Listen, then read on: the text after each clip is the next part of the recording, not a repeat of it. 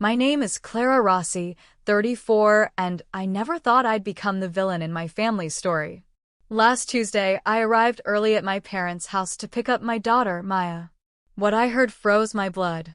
"Wash the dishes well, useless girl," my father's voice thundered, while my sister Sophia's daughters giggled. Maya's tiny hands trembled in soapy water, tears streaming down her face. In that moment, something inside me shattered. The mortgage payments I'd been making for my parents, they were about to end. Before I tell you what happened next, where are you watching from today? Hit that like button and subscribe if you've ever had to make a difficult choice to protect someone you love. Growing up in the Rossi household meant one thing: Sophia came first. My sister, now 36, was always the golden child, her accomplishments celebrated, her failures excused. I still remember my 10th birthday when my parents gave me a used coloring book while they'd bought Sophia a brand new bike just 2 weeks earlier for no special occasion. "We have to be practical with money," my mother, Elena, would say, though that practicality never seemed to apply to my sister. Our family home in suburban Boston held countless memories, most of them painful for me. My father, Vincent, a high school history teacher with a thunderous voice, never missed an opportunity to compare us. "Why can't you be more like your sister?" became the soundtrack of my childhood. My mother, a part-time librarian, would silently nod in agreement. Despite the constant comparisons, I excelled academically. When both Sophia and I applied to colleges, she got into a state school while I received a scholarship to Boston University. My parents attended her orientation but claimed they were too busy for mine. I made the journey alone, carrying a single suitcase and a fierce determination to prove my worth.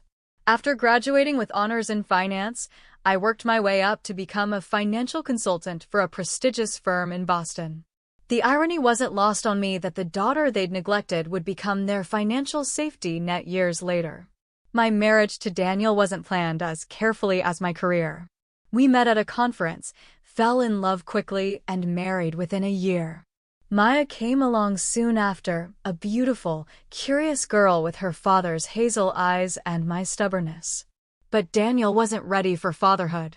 When Maya turned 3, he announced he'd made a mistake and left us for his 24-year-old assistant. The divorce was quick but painful. As a single mother, I needed help with childcare. When my parents offered to watch Maya twice a week while I worked late, I reluctantly agreed. Despite our strained relationship, I wanted Maya to know her grandparents, and babysitters in Boston weren't cheap. For years ago, when my parents faced foreclosure on their house, I stepped in. Dad had made some poor investment decisions, and they were 3 months behind on mortgage payments. "It's just temporary," they promised, as I set up automatic transfers to cover their $2,300 monthly mortgage. That temporary arrangement had stretched to 4 years with no end in sight. Meanwhile, Sophia married a car salesman named Mark, had 2 daughters, Isabella and Olivia, now 12 and 10, and worked part-time at a boutique. She contributed nothing to our parents' expenses despite living just 15 minutes away. Her daughters were treated like royalty by our parents, given gifts on random Tuesdays, and taken on weekend trips to amusement parks. I'd noticed small things over the past few months that troubled me: Maya coming home from my parents' house unusually quiet, or mentioning that Grandma had called her clumsy when she spilled juice. Once, Maya asked why Grandpa called her not as bright as her cousins. I'd addressed these comments with my parents, who dismissed them as just jokes or claimed Maya misunderstood. Wanting to believe them, I'd accepted their explanations while making mental notes to be more attentive. My financial support of my parents wasn't common knowledge. Not even Sophia knew. I'd kept it private, partly from embarrassment that I was still seeking their approval through my checkbook, and partly because I knew my sister would feel entitled to similar help. In my heart, I hoped that by helping them financially, they would finally see my worth and treat Maya with the same affection they showed their other grandchildren. Looking back, I realized I was perpetuating the same dynamic I'd grown up with, trying to earn love that should have been freely given. I was teaching Maya the same toxic lesson, that love is conditional upon performance and financial contribution. Tuesday afternoon would change everything, though I didn't know it as I pulled into my parents' driveway 2 hours earlier than expected. The meeting with my last client ended early that Tuesday, so I decided to surprise Maya by picking her up ahead of schedule. As I pulled into my parents' circular driveway, I noticed Sophia's red SUV parked haphazardly near the garage. She must have dropped by unexpectedly, too. My parents lived in a colonial-style house in a quiet neighborhood, a home they'd owned for 30 years and nearly lost before I stepped in. I didn't immediately announce my arrival, planning to surprise Maya with the extra time we'd have together. The front door was unlocked, typical for my parents, despite my frequent warnings about security. As I stepped into the foyer, I heard the clinking of dishes from the kitchen, followed by my father's booming voice. "No, no, no. You're doing it all wrong." His words bounced off the walls. "Wash the dishes well, useless girl. Can't you do anything right?" My feet froze to the floor. I'd heard my father angry before, but never directed at Maya with such venom. "Vincent, lower your voice," my mother said half-heartedly. "The neighbors will hear." Not, "Stop yelling at Maya." Not, "Don't speak to her that way." Just concern about the neighbors. I moved silently toward the kitchen doorway, my heart pounding against my ribs. The scene that unfolded before me was worse than I imagined. Maya stood on a wobbly step stool at the sink, her small frame barely tall enough to reach the faucet. Her curly brown hair was pulled back in a messy ponytail, and her pink t-shirt was soaked with dishwater. Her tiny hands, red from the hot water, trembled as she tried to scrub a large pot. My father loomed over her, his face flushed with anger. My mother stood by the refrigerator, arms crossed, looking more annoyed than concerned. At the kitchen table sat Sophia, scrolling through her phone with disinterest, while her daughters, Isabella and Olivia, giggled as they played a game on a tablet. "She's so stupid," Isabella whispered to Olivia, loudly enough for Maya to hear. "She can't even wash dishes right." Olivia snickered. "That's because her dad didn't want her. Mom says that's why he left."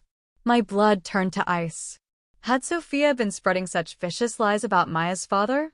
Maya's bottom lip quivered as she struggled with the pot, which was clearly too heavy for her 6-year-old arms. A single tear rolled down her cheek, which she quickly wiped away with her wet sleeve. "Grandpa, it's really heavy," Maya whispered, her voice so small I barely heard it. "Life is heavy," my father snapped. "Your cousins knew how to wash dishes properly when they were your age. But you're just like your mother was, always making excuses." My mother sighed dramatically. "Vincent, just let me do it. She's obviously not capable." "No," my father insisted. "She needs to learn responsibility. Not everything in life comes easy like it does for her mother. Clara thinks money solves everything." The irony of his statement wasn't lost on me. The man whose mortgage I paid monthly was lecturing my daughter about responsibility and criticizing me for using money to solve problems. A dish slipped from Maya's soapy fingers and clattered in the sink, though fortunately it didn't break. My father slammed his hand on the counter, making Maya jump and cower. "For God's sake, can't you do anything right? This is why your cousins are always ahead of you." In that moment, I saw myself at 6 years old, trying desperately to please my father, always falling short, always compared unfavorably to Sophia. It was history repeating itself, the same toxic pattern extending to the next generation. Maya's shoulders hunched forward in a posture of defeat I recognized all too well. "Mom says Clara spoils her," Isabella announced loudly, looking up from the tablet. "That's why she's so useless." Sophia finally glanced up from her phone. "Isabella, that's enough." But there was no real reprimand in her tone, and she immediately returned to scrolling. As Maya struggled to lift the pot to rinse it, more water splashed onto her clothes. My father threw his hands up in exasperation. "Useless. Absolutely useless," he shouted. You're getting water everywhere. Your cousins never made such a mess. That was the moment something inside me snapped. A memory flashed before my eyes, me at 7, dropping a glass of milk at dinner, my father's face contorted with the same rage, the same cutting words. I had promised myself that Maya would never know that feeling of worthlessness, yet here she was, experiencing the same trauma. In that horrible moment, I realized this wasn't an isolated incident. The small comments Maya had reported, the changes in her behavior after visits with my parents, they weren't misunderstandings or exaggerations. This was a pattern, one that had likely been happening for months while I was working to pay for the very roof under which my daughter was being emotionally abused. I watched as Maya's small shoulders began to shake with silent sobs, trying so hard not to cry openly and give my father another reason to berate her. That was the final straw. Take your hands off that pot right now, Maya. My voice cut through the kitchen like a knife, startling everyone. 5 heads whipped around toward me, expressions ranging from shock to guilt to, in my father's case, defiance. Clara, my mother exclaimed. We weren't expecting you for another 2 hours. Maya's face crumpled with relief as she spotted me. Mommy. She jumped down from the stool and ran to me, wrapping her wet arms around my legs. I could feel her tiny body trembling against me. What exactly is going on here? I asked, my voice dangerously calm as I placed a protective hand on Maya's head. My father recovered quickly, his expression shifting from surprise to defensive anger. Teaching your daughter some responsibility, since you clearly haven't bothered. By calling her useless? By forcing her to wash dishes she can barely lift. The control I was maintaining over my voice was tenuous at best. She needs to learn, my mother interjected. The girls all help around the house. I looked pointedly at Isabella and Olivia, who were still playing on their tablet, no chores in sight. Really? All the girls. Sophia finally put her phone down. Don't start, Clara. The girls already did their chores earlier. Did they? Or is it just that Maya is the only one expected to earn her keep around here? I countered.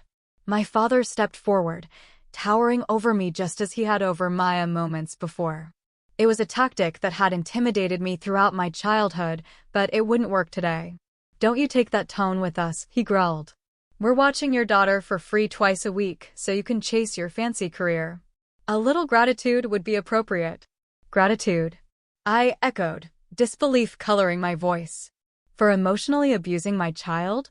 For calling her useless and stupid? We never said stupid, my mother quickly defended. But you stood by while Isabella did, I shot back. And don't pretend this is the first time. Maya, sweetheart, I knelt down to my daughter's level. Has Grandpa talked to you like this before? Maya glanced fearfully at my father before nodding slowly.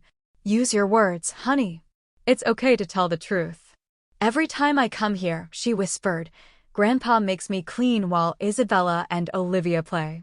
When I can't do something right, he gets really mad and says I'm not as good as them. The room fell silent. My mother looked away, unable to meet my eyes. Sophia shifted uncomfortably, while my father's face reddened further. That's an exaggeration, he snapped. She's being dramatic. No, I'm not. Maya's voice gained strength. You called me stupid last week when I couldn't read the big word in your newspaper. You said Isabella could read it when she was 5. I felt sick. What other things have they said to you that you haven't told me about? Maya looked down at her shoes. Grandma told me not to eat too much because I'll get fat like Daddy was. And Isabella said my daddy left because he didn't want me, and Grandma heard her say it but didn't tell her to stop. I stood up slowly, my entire body shaking with rage. Sophia, get your daughters and leave. Now. Excuse me. Sophia scoffed. You don't get to order me around. Either you leave, or you can stay and hear exactly what I think of you for allowing your children to bully a 6-year-old. Your choice. Something in my expression must have convinced her I meant business. With an exaggerated sigh, she collected her daughters and their tablet. Come on, girls. Aunt Clara is having one of her moments. As they filed past me, I called after her. And Sophia? If I ever hear that your daughters have repeated those lies about Maya's father again, our relationship is permanently over.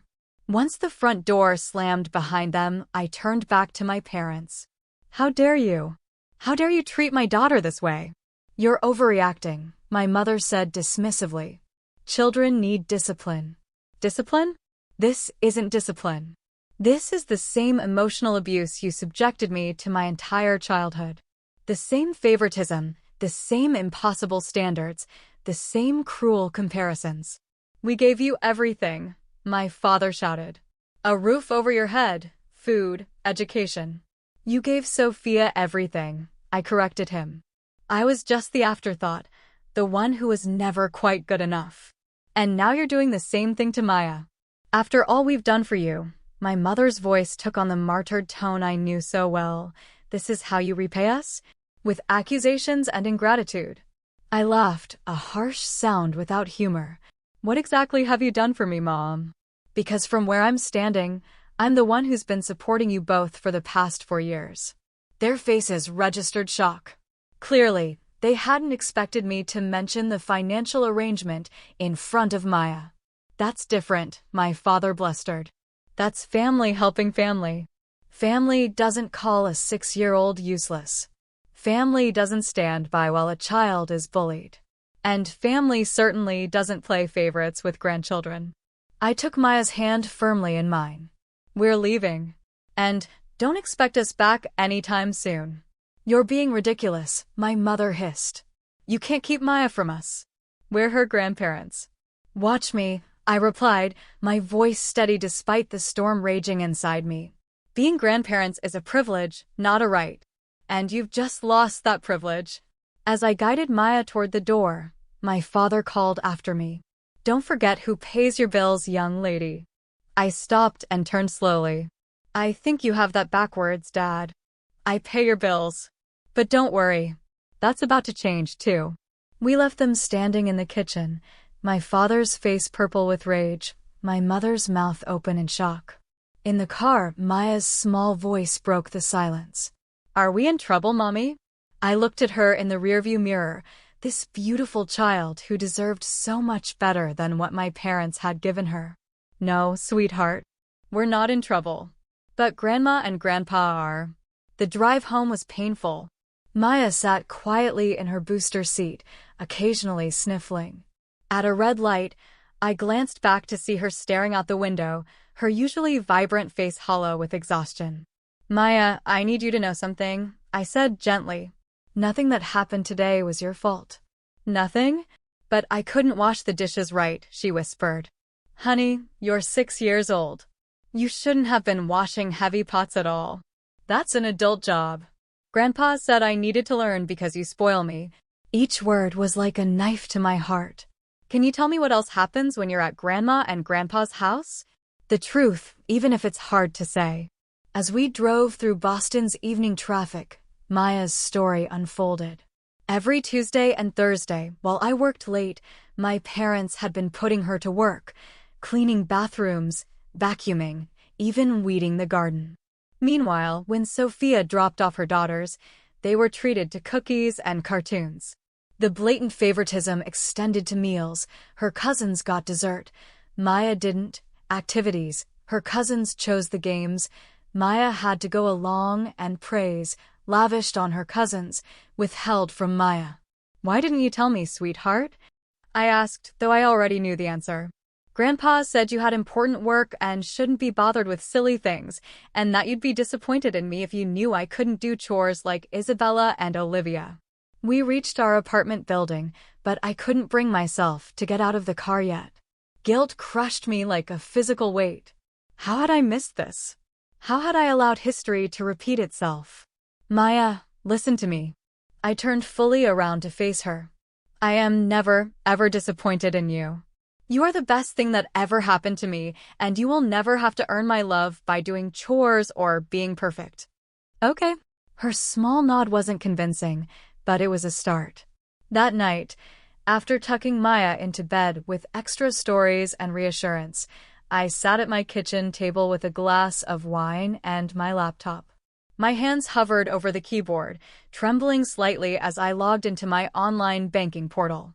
For years of automatic payments to my parents' mortgage company were listed in neat rows, $2,300 every month without fail, totaling over $110,000.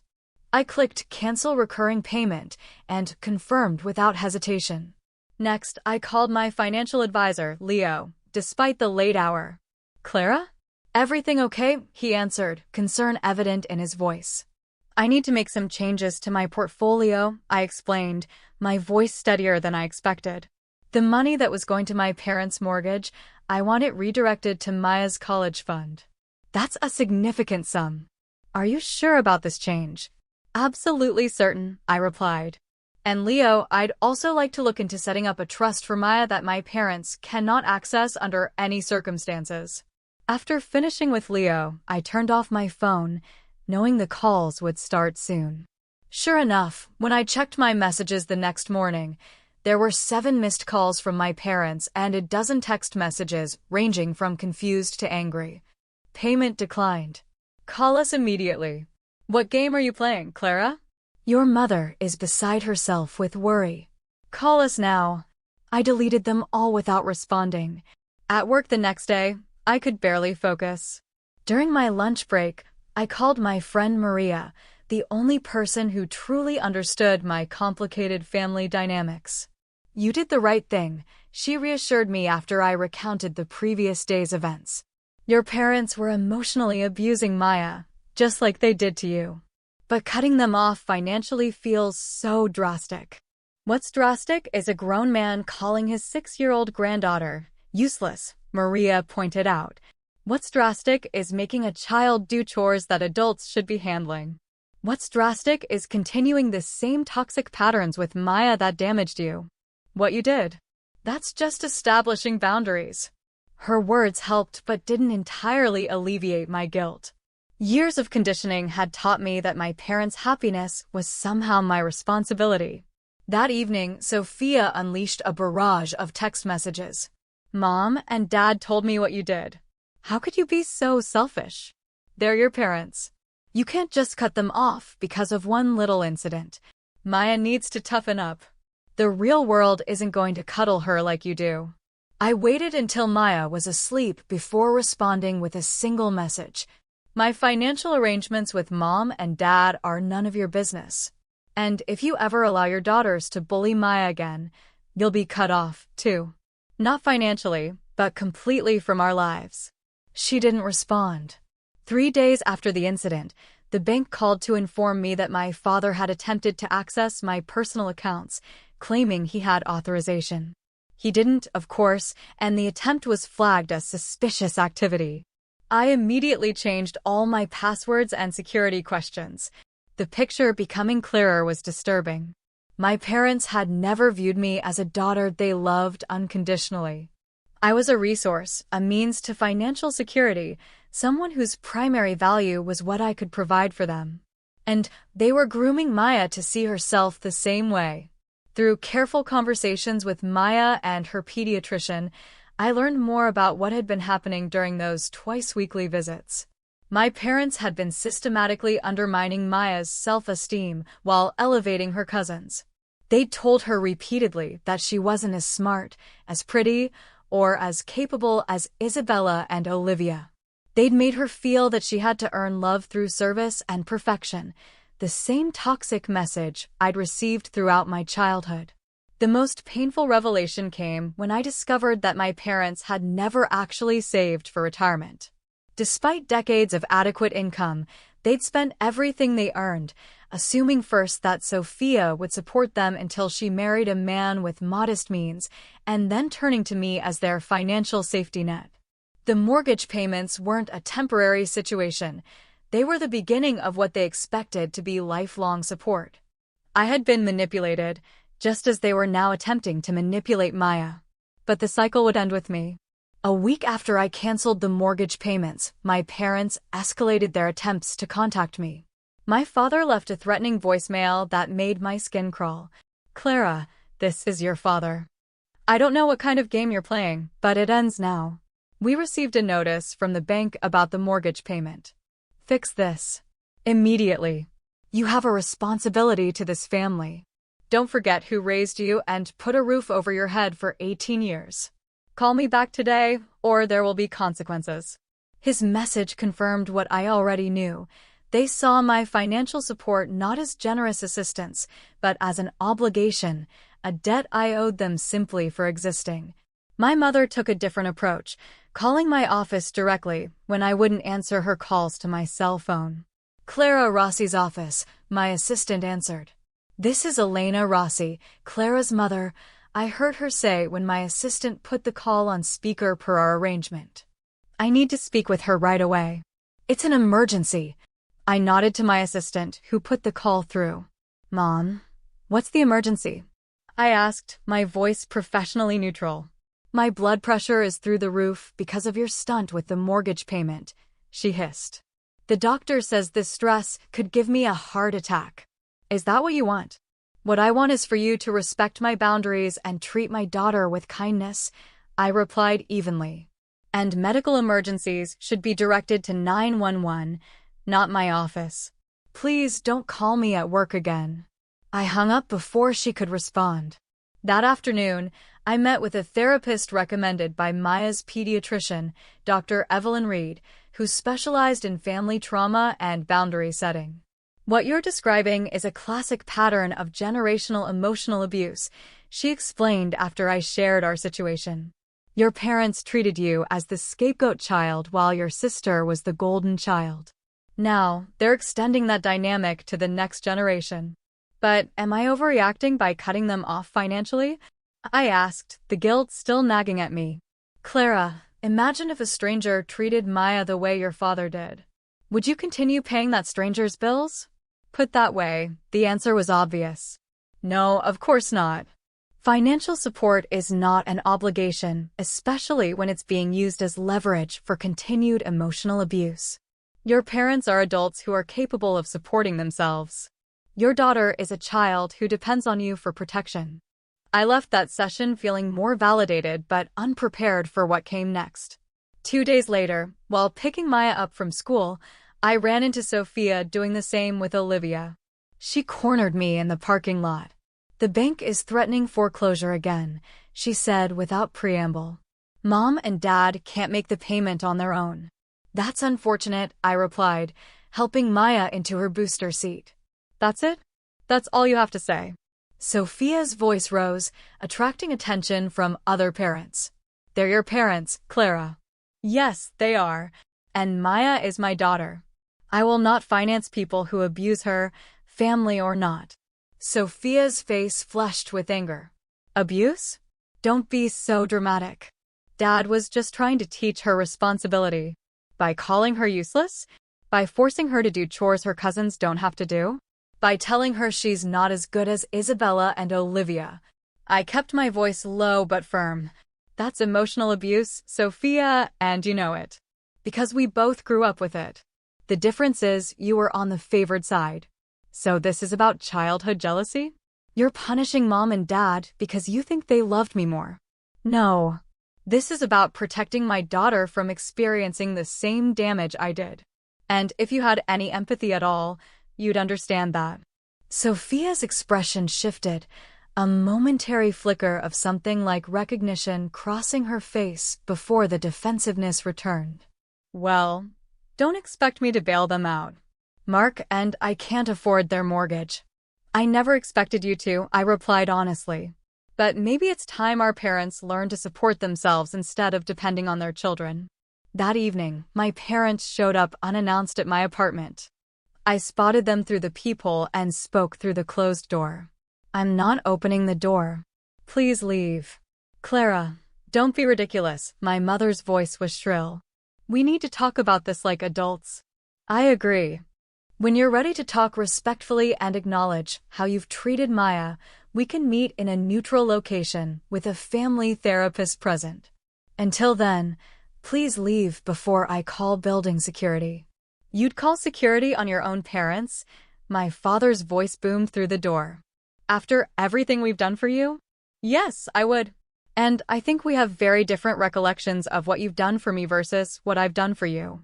They eventually left, but not before my father shouted, "This isn't over, Clara." He was right about that, at least. The next day, I received a call from my Aunt Francesca, my mother's sister, who lived in Vermont. We weren't close, but she'd always been kind to me. "Clara, honey, I'm hearing some concerning things from your mother," she began. "She says you've cut them off completely because of some misunderstanding with Maya." I sighed, realizing my parents were now attempting to recruit extended family as flying monkeys. It wasn't a misunderstanding, Aunt Francesca. Dad was verbally abusing Maya while Mom stood by and did nothing, just like they did with me growing up. There was a pause before Francesca responded. "You know, I saw how they treated you compared to Sophia.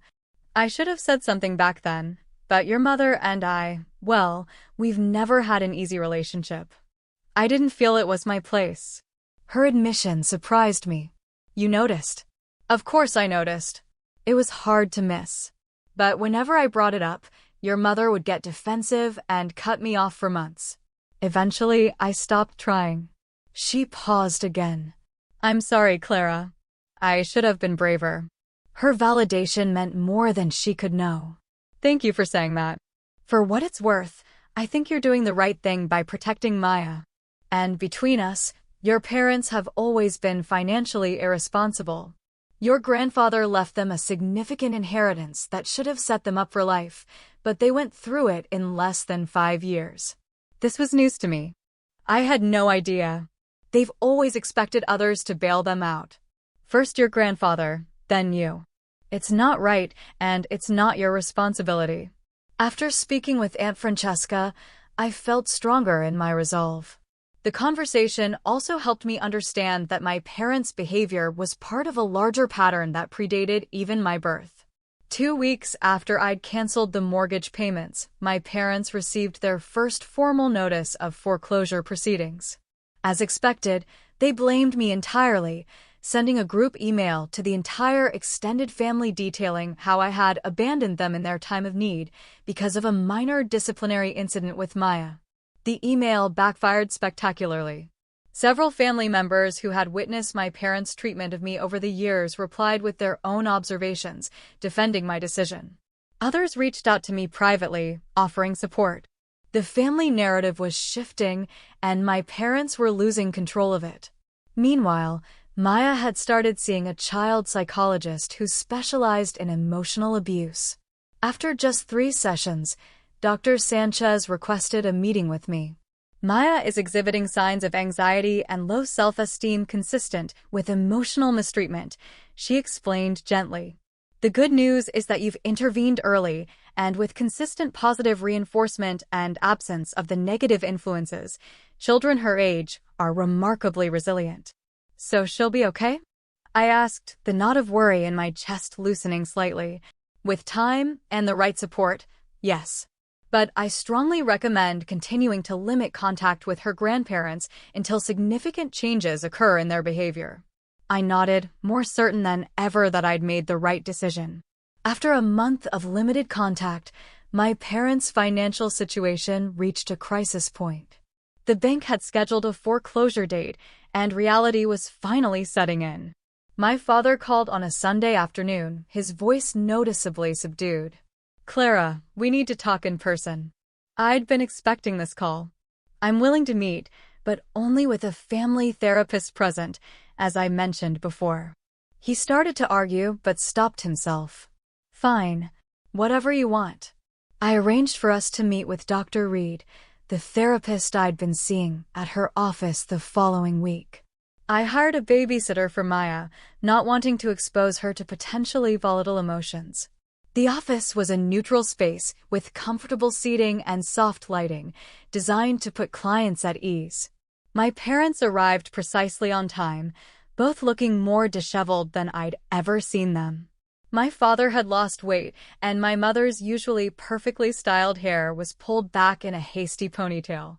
Dr. Reed began by establishing ground rules. "We're here to communicate openly and honestly, but respectfully. Everyone will have a chance to speak without interruption. Our goal is to understand each other's perspectives and find a path forward, if possible. My father shifted impatiently but nodded. Clara, would you like to start by explaining why you requested this meeting? Dr. Reed asked. I took a deep breath. I'm here because I want to establish clear boundaries regarding Maya. What happened at your house last month was emotional abuse, and it wasn't an isolated incident. Maya has shared multiple examples of being treated differently from her cousins, being belittled, and being made to feel worthless. That's an exaggeration, my mother interrupted immediately. Dr. Reed held up her hand. Elena, you'll have your turn to respond. Please allow Clara to finish. I continued.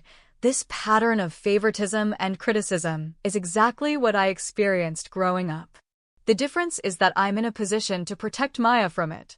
I will not allow her to internalize the message that she has to earn love through perfection or service.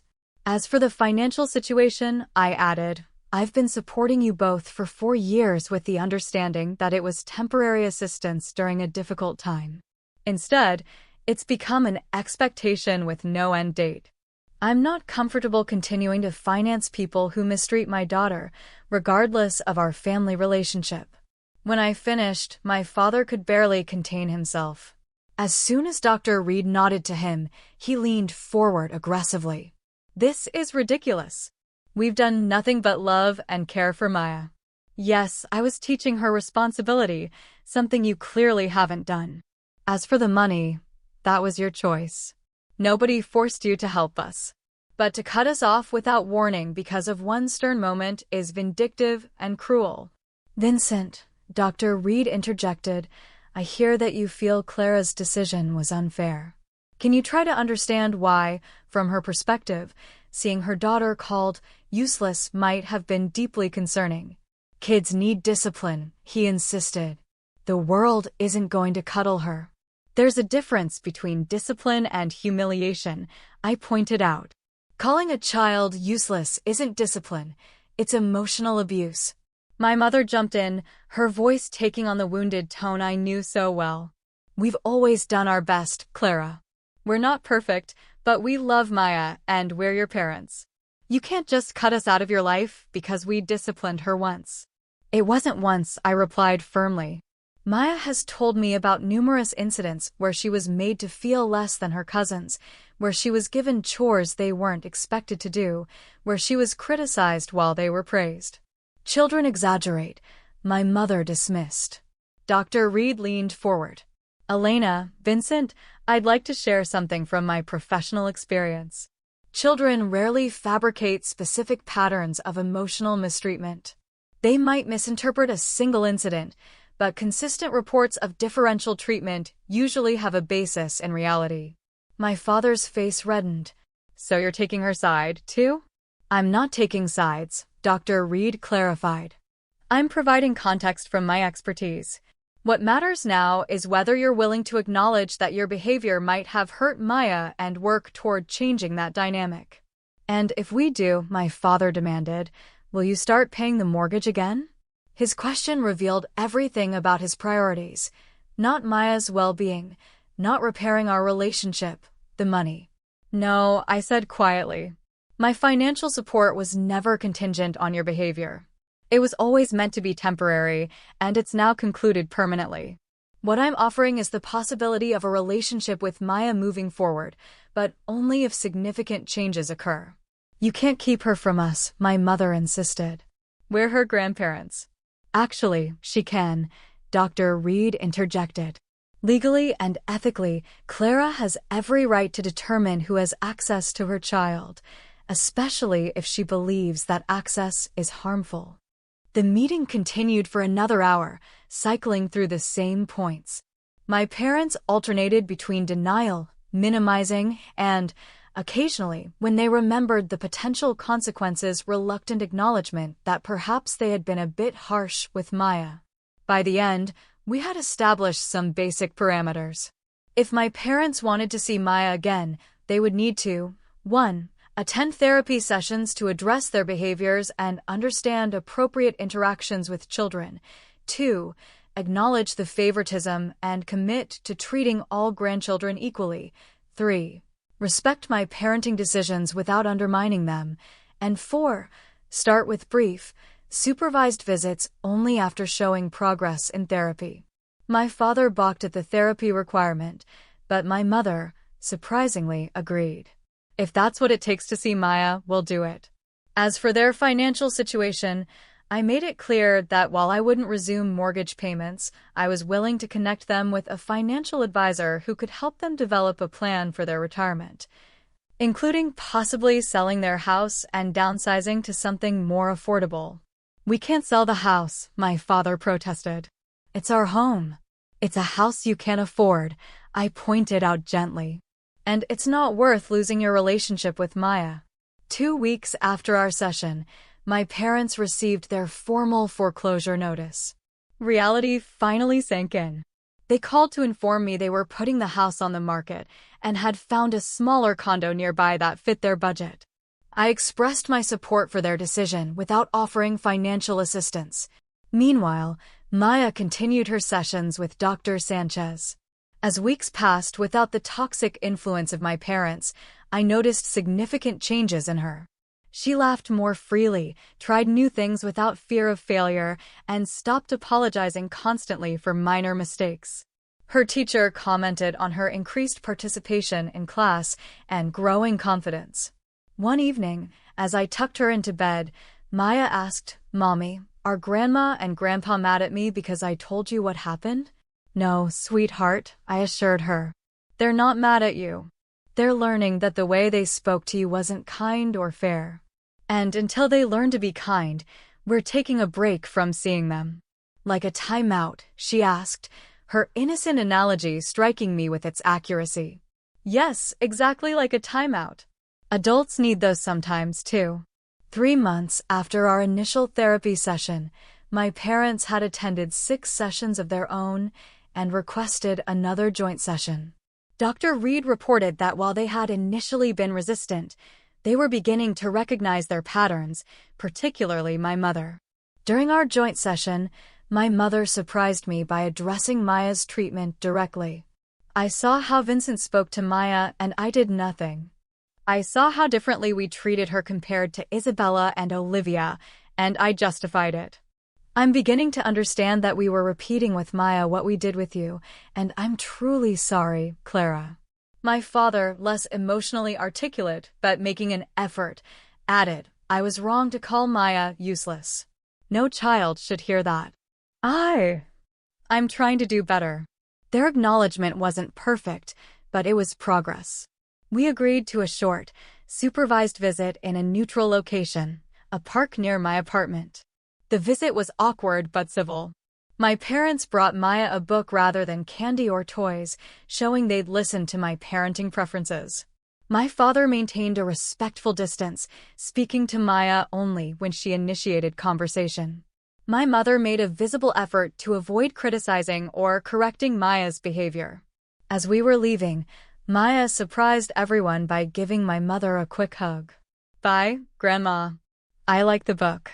My mother's eyes filled with tears. "I'm glad, Maya. I hope we can read it together sometime."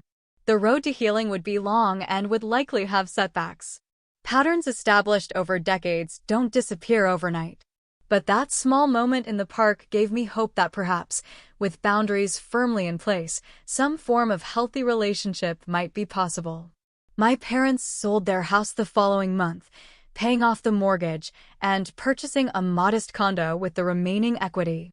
My father found part-time work as a tour guide at a local historical site, and my mother increased her hours at the library. They were adjusting to living within their means for the first time in decades. Sophia, surprisingly, reached out to me after my parents moved. "I didn't realize how much they depended on you financially," she admitted over coffee. "And I've been thinking about how they treated us differently growing up. I always saw it as me being the favorite, but now I wonder if it was actually fair to either of us." "What do you mean?" I asked. "You were held to impossible standards and criticized constantly, but I was never expected to accomplish anything on my own. They didn't prepare me for real life at all." She hesitated. And I'm worried I'm doing the same thing with my girls. It was the most insightful thing I'd ever heard Sophia say. There's still time to change that pattern, I told her. 6 months after the incident in my parents' kitchen, we had established a new normal. Maya saw her grandparents once every 2 weeks for a few hours, always with me present. My parents continued their therapy, making slow but steady progress in understanding the damage their behavior had caused. They had apologized to Maya directly, in age-appropriate terms, for making her feel bad about herself. The most significant moment came when Maya dropped her ice cream cone during one visit. She froze, her eyes darting fearfully to my father, clearly expecting anger or criticism. Instead, he said calmly, "That happens sometimes. Let's get you another one." Later, he told me privately, I saw the fear in her eyes. She was afraid of me. I never want to see that look again. It wasn't a perfect ending, real life rarely provides those, but it was a beginning of something healthier. The cycle of favoritism and emotional abuse that had damaged me was being broken, not just for Maya, but potentially for Isabella and Olivia, too, as Sophia began to recognize the harmful patterns in her own parenting. Maya was flourishing, my parents were becoming more self-sufficient, and I was learning that establishing boundaries wasn't selfish, it was necessary for healing. The financial umbilical cord had been cut, allowing more authentic relationships to develop in its place. 6 months turned into a year, and the changes in our family dynamic became more established. Maya, now 7, had blossomed in ways that made my heart swell with pride. No longer walking on eggshells or apologizing for existing, she had developed a confidence that showed in everything from her schoolwork to her friendships. Miss Rossi, her teacher, told me during a parent-teacher conference, Maya has become one of our most enthusiastic participants in class. Last year, she was so hesitant to answer questions, but now she's the first to raise her hand. These changes hadn't happened overnight. They were the result of consistent therapy, a stable, affirming home environment, and careful rebuilding of her relationship with my parents under supervised conditions.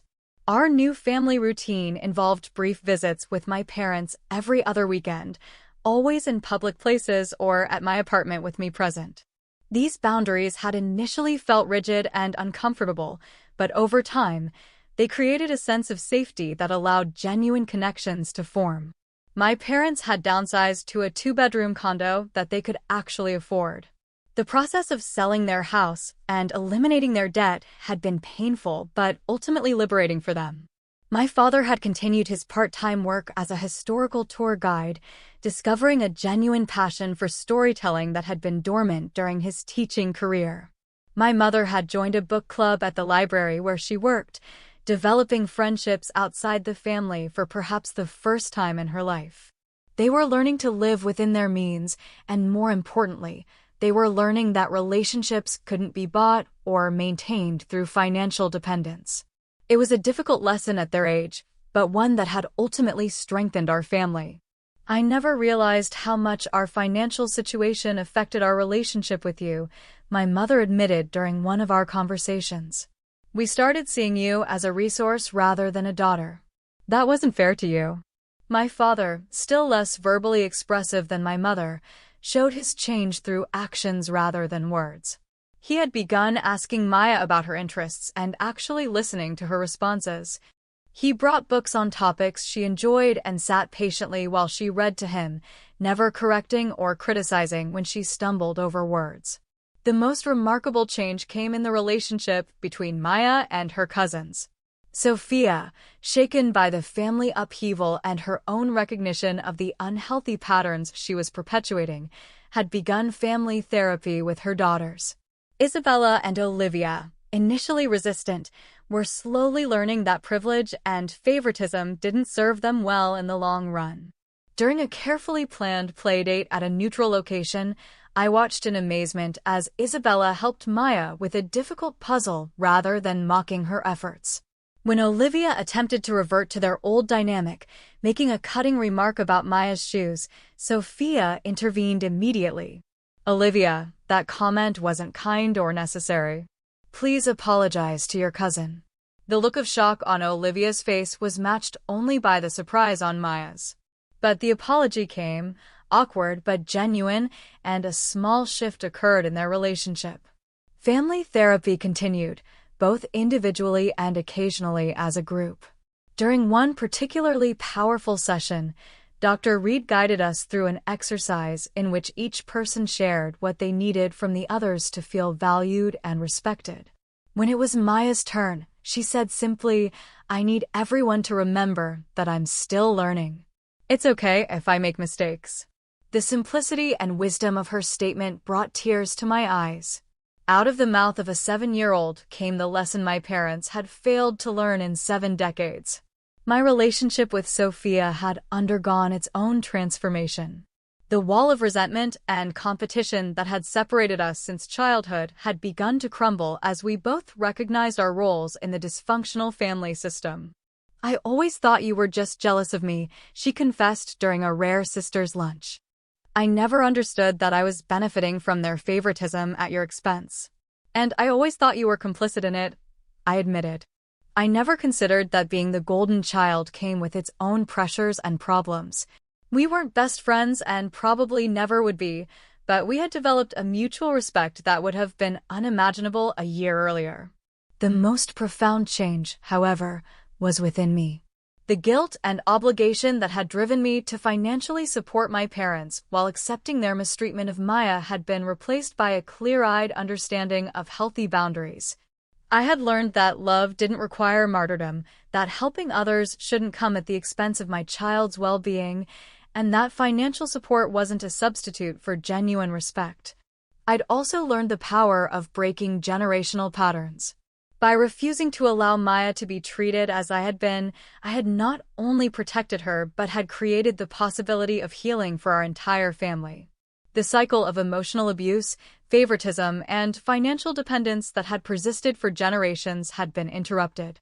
A year after that fateful day in my parents' kitchen, we celebrated Maya's 7th birthday with a small party at our apartment. My parents attended, bearing a thoughtfully chosen gift and interacting appropriately with Maya and her friends. Sophia brought Isabella and Olivia, who played with the other children without the hierarchical dynamic that had previously defined their relationship with Maya. As I watched Maya blow out her candles, surrounded by people who were learning to love her properly, I felt a sense of peace I hadn't known was possible. The journey hadn't been easy, and there would undoubtedly be challenges ahead, but we had fundamentally changed our family's trajectory. That night, after the guests had left and Maya was tucked into bed, she asked me a question that summed up everything we had been through. "Mommy, is it okay that I love Grandma and Grandpa again, even though they were mean before?" I sat on the edge of her bed, choosing my words carefully. "Absolutely, sweetheart. People can make mistakes, even big ones, and still change for the better. The important thing is that they're trying to be kinder now and that you know you deserve to be treated with respect and love, always." She nodded thoughtfully. "I think they're learning, just like I'm learning my multiplication tables. Sometimes it's hard to learn new things when you're old." I laughed at her characterization of my parents as old, but the wisdom in her observation was undeniable. "That's very true, Maya. And I'm proud of you for being willing to give them another chance." As I reflect on our journey, I realize that canceling my parents' house payments wasn't really about revenge, though it might have felt that way in the moment. It was about refusing to fund my own daughter's mistreatment. It was about breaking a financial dependence that had become toxic. And most importantly, it was about showing Maya that she was worth standing up for, even when it was difficult, even when it meant confronting family. The truth is, sometimes the most loving thing we can do for others is to establish clear boundaries. Sometimes the path to healing requires discomfort and change. And sometimes, protecting those we love means making difficult choices that others may not understand. What about you? Have you ever had to establish difficult boundaries with family members? How did you balance compassion with self-protection? I'd love to hear your stories in the comments below. Remember to like this video if you found our journey helpful, subscribe for more stories about family, healing, and boundaries, and share with someone who might need to hear that standing up for themselves or their children is not only okay, it's sometimes necessary.